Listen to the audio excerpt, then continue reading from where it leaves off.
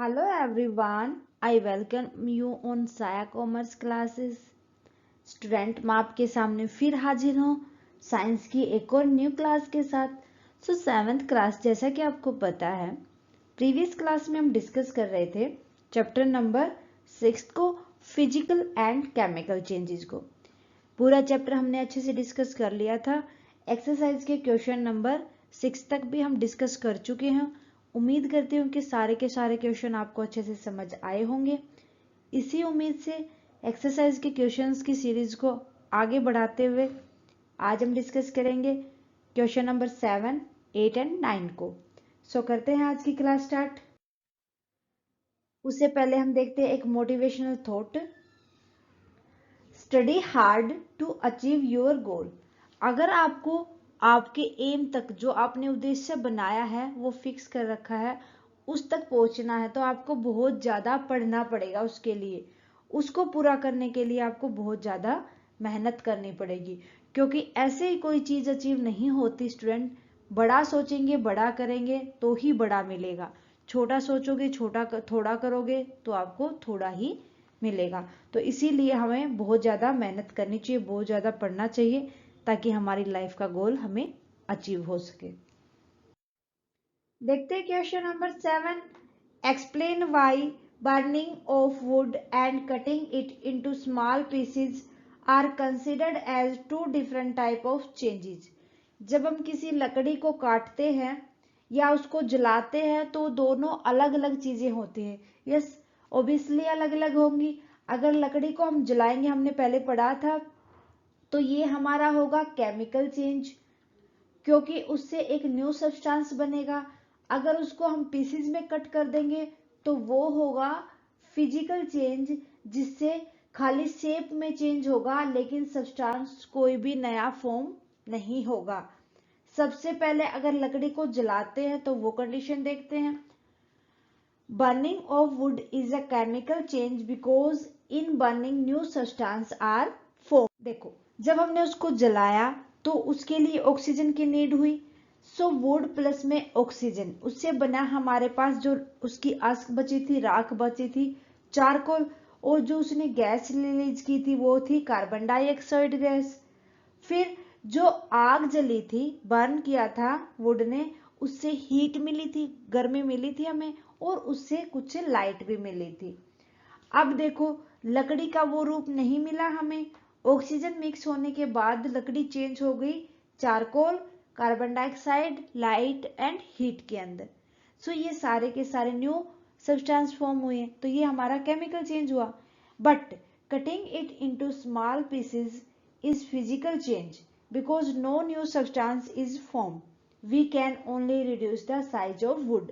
मैंने बताया था आपको, क्वेश्चन समझाया तब, कि जब हमने लकड़ी को काट दिया ना, उसमें ना कोई नया सब्सटेंस नहीं बना, बस खाली उसके टुकड़े करने की वजह से उसका साइज चेंज हो गया, साइज कम हो गया। Okay,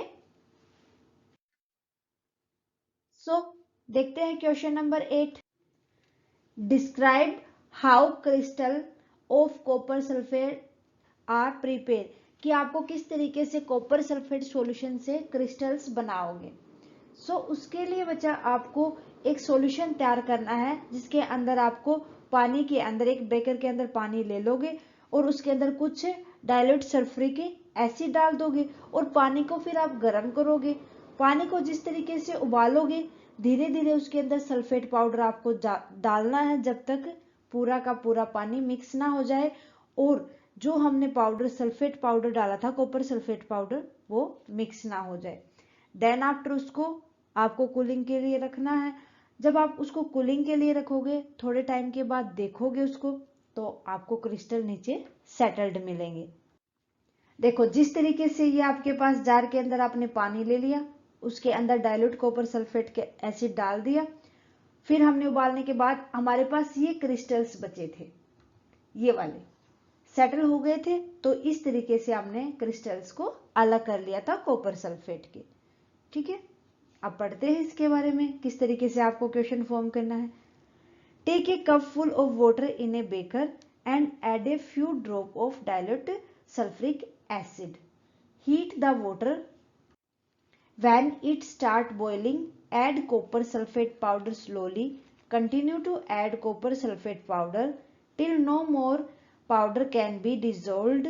During this process, continuously stir the solution. Filter the solution. Leave it for cooling. Look it after some time. You can see the crystal of copper sulfate. Okay, clear है आपको question? ठीक है, अब देखते हैं question number 9. Explain how painting of an iron gate prevent it from rusting. बताना आपको जब हम अपने लोहे के गेट को पेंट करते हैं तो किस तरीके से उसको आयरन को जंग लगने से बचाता है. भाई पता है हमें, अगर उसके ऊपर हम पेंट कर देंगे गेट के ऊपर तो वो मॉइस्चर और ऑक्सीजन के कांटेक्ट में नहीं आएगा, और अगर मॉइस्चराइजर और ऑक्सीजन के कांटेक्ट में नहीं आएगा तो रस्ट कहाँ से लगेगा, जंग लगेगा ही नहीं उसको.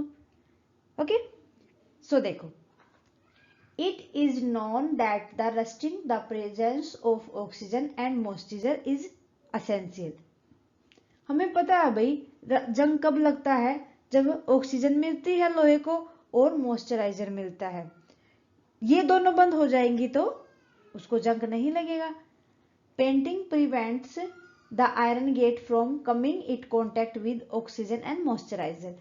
पेंट कर देते हैं उसके ऊपर से तो वो उसको एयर, ऑक्सीजन और मॉइस्चराइजर के कांटेक्ट में आने से रोक लेता है. ओके, सो ये थे हमारे क्वेश्चन नंबर 9 तक. उम्मीद करती हूँ कि आपको अच्छे से समझ आ गए होंगे, क्लियर हो गए होंगे सारे के सारे क्वेश्चन. स्टूडेंट, मेरे ख्याल से आज के लिए बस इतना ही. मिलते हैं नेक्स्ट क्लास में.